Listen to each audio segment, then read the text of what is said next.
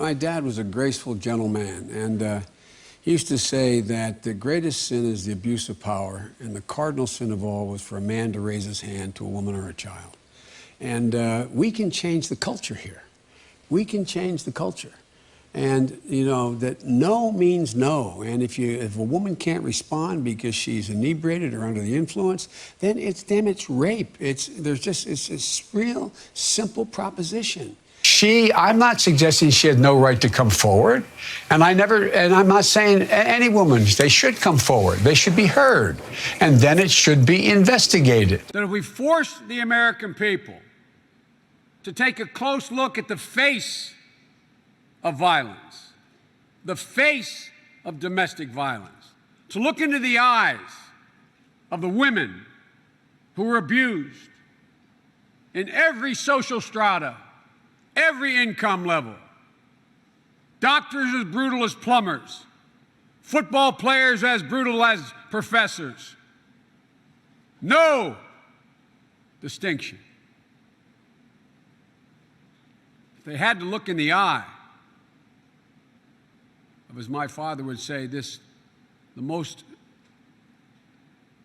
terrible sin one could commit is the abuse of power. And the cardinal sin among all of those was to raise your hand to a woman or to someone physically weaker than you. I was convinced, notwithstanding what we were told from the past and others have been in the fight, that if we forced America to look it in the eye, they would stand up. Because it's always easier to pretend it's not there because it's a difficult issue. There will always be some man raising his hand to someone weaker physically, whether it's a woman or a child or another man. Women are to be believed, given the benefit of the doubt. If they come forward and say something that they said happened to them, they should start off with the presumption they're telling the truth. Then you have to look at the circumstances and the facts. And the facts in this case do not exist. They never happened. I like kids better than people. I don't want you to have to stand all alone, but it's up to you.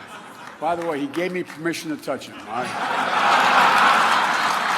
I got hairy legs that turn blonde in the sun, and the kids used to come up and reach in the pool and rub my leg down so it was straight, and then watch the hair come back up again. They'd look at it. So I learned about roaches. I learned about kids jumping on my lap, and I've loved kids jumping on my lap. I'm not sorry for any of my intentions. I'm not sorry for anything that I have ever done. I've never been disrespectful intentionally to a man or a woman. But I have to be aware of it. So I have to be more cognizant, and we all have to be more. A woman or a man has a right to say, particularly women, say, no, this is not my space. They shouldn't have to say no. I should be able to read better. Okay, there we go. Well, let's get the senator in here. That's my responsibility. I have to be more aware, and it's totally legitimate for someone not to have to say, no, don't get in my private space. It's my job. It's my job to read that, no, this is space that no one wants me to invade. Yeah. But anyway, I think it's legitimate, and I think it is, and anyone. But I don't think anyone's ever said that I invaded their space in a way that was designed to do something other than making them feel uncomfortable. It happened very quickly. I remember being pushed up against the wall. Very unexpectedly and out of nowhere, I feel Joe Biden put his hands on my shoulders, get up very close to me from behind, lean in, smell my hair, and then plant a slow kiss on the top of my head. But they've also said, we'd like an apology.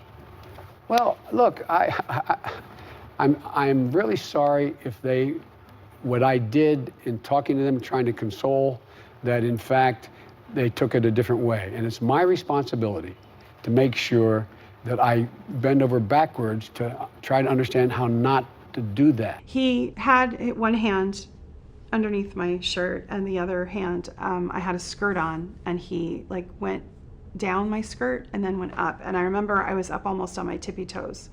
And when he went inside the skirt, he was talking to me at the same time, and he was leaning into me. And I pulled this way away from his head, I remember. And so he was kissing my neck area, and he whispered, "Did I want to go somewhere else?" in a low voice. Spread your legs, you're going to be frisked. He said, "I want to fuck you." And he said it low, and I was pushing away. And I remember my knee hurting because our knees, he had opened my legs with his knee, and our knees caps clashed. So I felt like this sharp pain. His fingers were inside of my private area. Nancy Pelosi wants you to say, "I'm sorry that I invaded your space."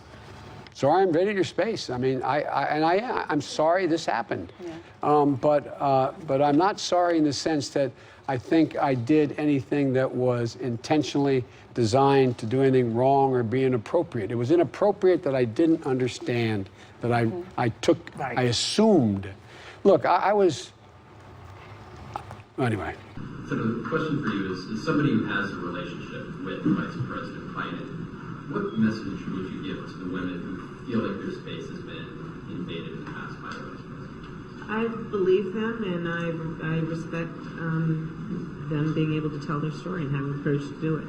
And in fact, the vast majority of my career as a prosecutor was about protecting women and children, including a significant period of time where I specialized in child sexual assault cases. You landed haymakers on Joe Biden. How do you go from being such a passionate opponent? It was a debate. Okay. How do you...